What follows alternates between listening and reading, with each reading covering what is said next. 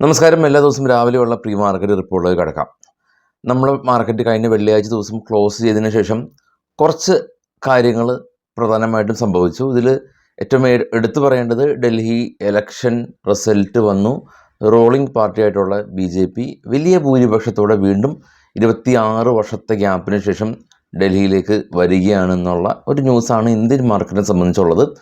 US മാർക്കറ്റിനെ സംബന്ധിച്ച് കഴിഞ്ഞ വെള്ളിയാഴ്ച US മാർക്കറ്റ് ട്രംപ് മെക്സിക്കോ ചൈനയ്ക്ക് എതിരെയുള്ള ഒരു ട്രേഡ് താരിഫ് 1 മാസത്തെ ഒരു പോസ് നടത്തി. എന്നാൽ വീണ്ടും അദ്ദേഹം റെസിപ്രോക്കൽ താരിഫ് ഹൈക്കുകൾ കുറച്ചധികം രാജ്യങ്ങളിൽ മേൽ ഉണ്ടാകുമെന്നുള്ളതാണ് പറയപ്പെടുന്നത്. അത് ഏതൊക്കെ രാജ്യമാണെന്ന് സ്പെസിഫൈ ചെയ്തിട്ടില്ല. ഇന്ന് പ്രസ് മീറ്റ് ഉണ്ട് ട്രംപിൻ്റെ.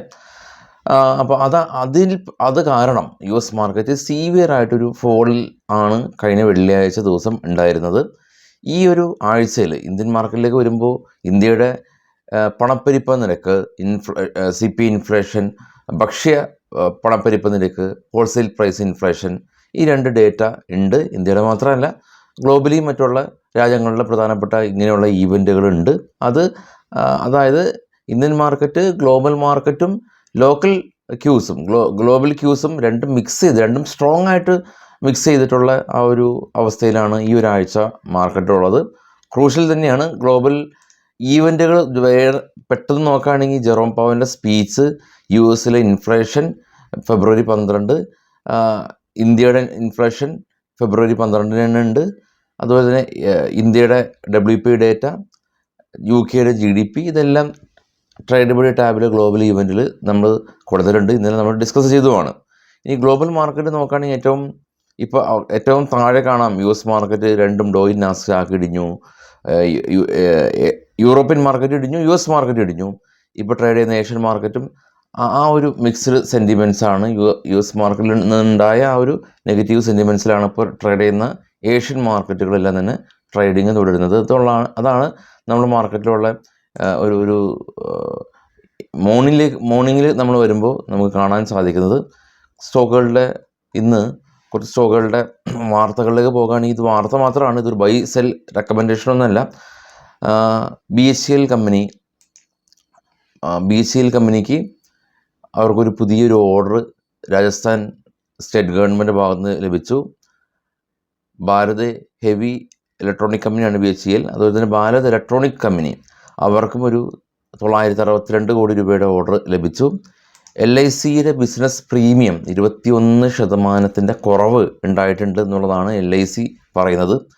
NHPC കമ്പനി നെറ്റ് പ്രോഫിറ്റ് 52% കുറവ് ഉണ്ടായിട്ടുണ്ട്. Oil India company net profit 33% കുറവ്. L&T finance gold loan business ചെയ്യുന്ന പോൾ മർച്ചൻ്റ് കമ്പനീന് ഏകദേശം 537 കോടി രൂപ കൊടുത്ത് അക്യൂർ ചെയ്തിട്ടുണ്ട്. First source solution company net profit 25% ഒരു വർധനവ്. Happy forging company net profit 10% വർധനവ്. ഹണിവെൽ ഓട്ടോമേഷൻ നെറ്റ് പ്രോഫിറ്റ് 3.5% വർധനവ് രേഖപ്പെടുത്തി. സാഗിൾ prepaid ocean service company net profit 26% വർധനവ് രേഖപ്പെടുത്തി. ആക്ഷൻ കൺസ്ട്രക്ഷൻ എക്യുപ്മെൻറ്റ് കമ്പനി 88 കോടി രൂപയിൽ നിന്ന് 110 കോടി രൂപയിലേക്ക് പ്രോഫിറ്റ് ഉയർത്തി. ഡൽഹി വെറി കമ്പനി 114% നെറ്റ് പ്രോഫിറ്റ് ഉയർത്തിയിട്ടുണ്ട്. Indo Rama synthetic company net profit 99 കോടി രൂപ ലോസ് ഉണ്ടായ കമ്പനിയാണ്. ഇതവണ 13 കോടി രൂപ പ്രോഫിറ്റിലേക്ക് വന്നു. സൺ TV 20% നെറ്റ് പ്രോഫിറ്റിൽ കുറവ് ഉണ്ടായിട്ടുണ്ട്. 453 കോടി രൂപ ഉണ്ടായിരുന്നത് 369 പ്രോഫിറ്റ് 20% കുറവ്. BL Kashyap and sons company profit almost ഫ്ലാറ്റാണ്. കഴിഞ്ഞ തവണ 8 കോടി രൂപ, ഇത്തവണ 9 കോടി രൂപ. Fortis health care company net profit 89% വർധനവ് ഉണ്ടായിട്ടുണ്ട്. Jupiter life line company profit 43 നിന്ന് 52 ഉയർന്നു. Avanti hotel and resort company profit 9 കോടി രൂപയിൽ നിന്ന് 11 കോടി രൂപയിലേക്ക് പ്രോഫിറ്റ് ഉയർത്തിയിട്ടുണ്ട്.